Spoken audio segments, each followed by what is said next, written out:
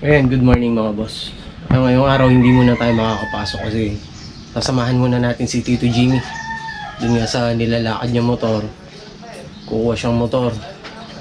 Dito sa amin kasi wala yung gusto niyang kulay kaya titingnan namin sa ibang branch, sa ibang bayan. Pupunta kami doon muna. Samahan natin siya. Ayan, nandito na tayo mga boss. Ay si Tito Jimmy. Hinahantay yung pag-process ng motor niya. Sinamahan lang natin sandali, tapos mamayang tanghali, papasok na tayo. Ayun si Tito Jimmy, nailabas na yung motor na gusto niya. Na muna tayo sa farm, samahan muna natin, maaga pa naman.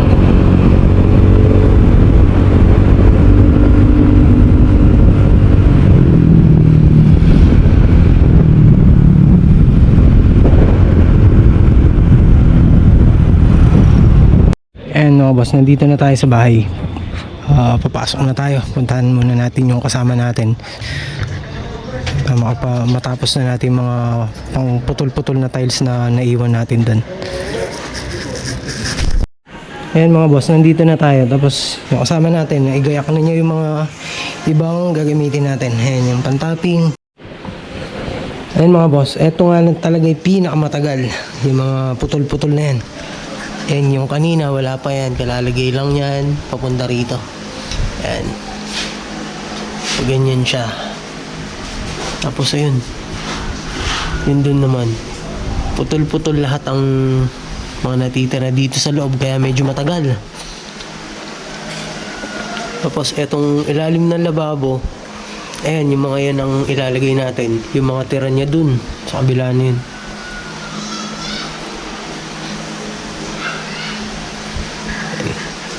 Yan na lang.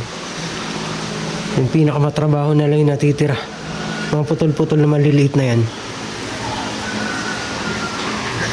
Papunta ron. Tapos napaglagay na rin tayo doon yung isang binawasan din natin ng konti. May binawasan din tayo dyan. Yung dito. Pinakagawi dyan. Gaganyan lang yung binawas natin dyan. Mga 2.5 inches. Yan. Tapos palabas na tayo ng pinto. Para makalipat na tayo sa terrace.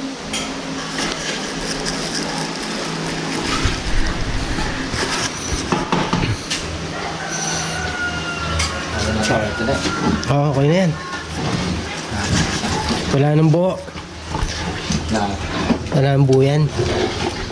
Ano, nalusaw na lahat. Okay, sige, pwede na yan.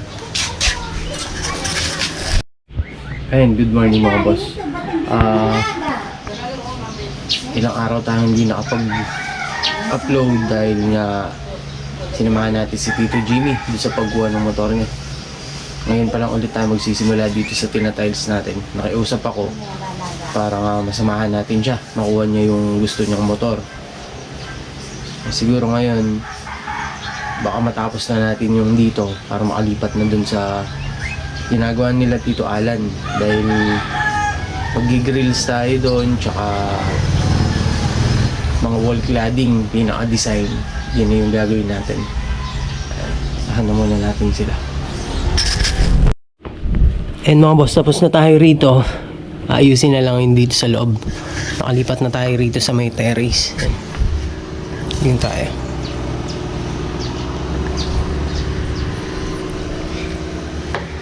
Ayan, tapos na dito. Makalat na lang. Sila na raw maglilinis. Tapos nga pala, yung dito natitira pa. Gusto niya, kasi kulang pa siya ng tiles para dito. Gusto niya yung mga kahit pinagputulan, yun lang yung ilagay.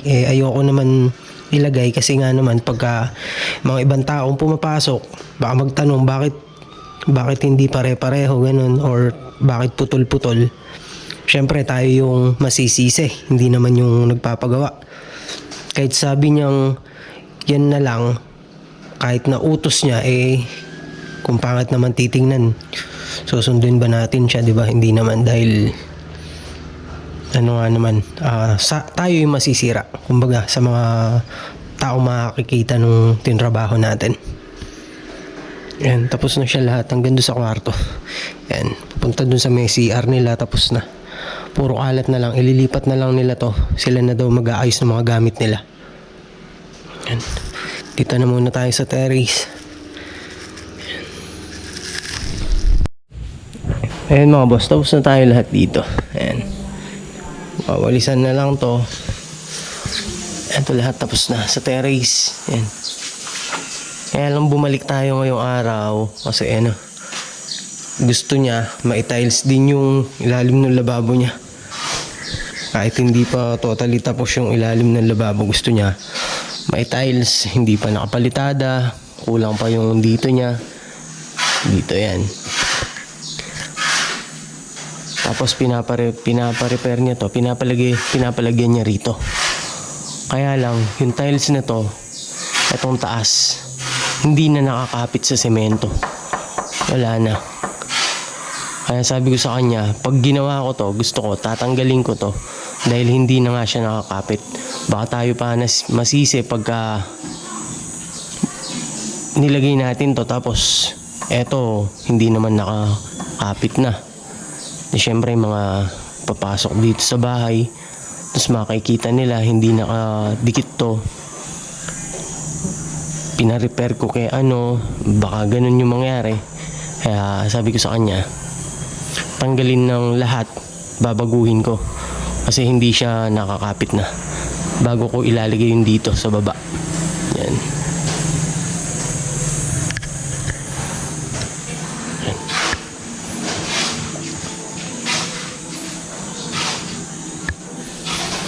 Kaya iba yung design nito kasi may cabinet pa naman dito yan. Kaya hindi naman makikita to. Para lang malinis titingnan pag bukas mo ng cabinet. Ayan mga boss, tapos na tayo dito. Ayan lahat.